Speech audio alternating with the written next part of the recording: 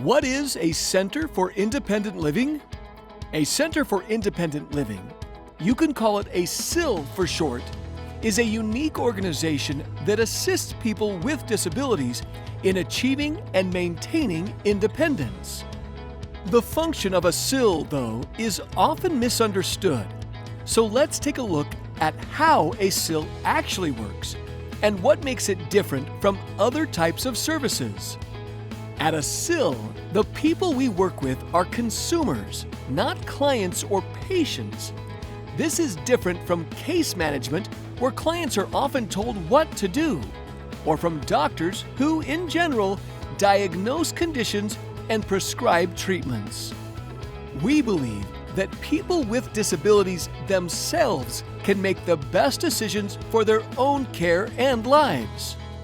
So at a CIL, consumers with disabilities choose the services and assistance they want that will give them the skills, resources, and opportunities needed to live life independently, just like everyone else.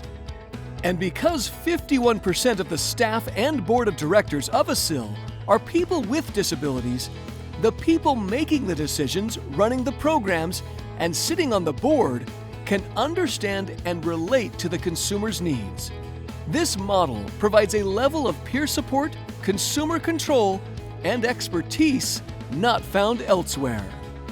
But providing services isn't enough, because historically, people with disabilities have been treated unfairly, marginalized, and face discrimination and negative attitudes.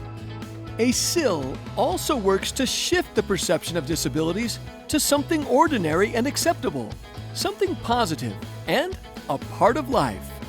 This includes striving to change laws that will even the playing field, making sure that people with disabilities have the same access to public places as well as work opportunities and life choices as everyone else.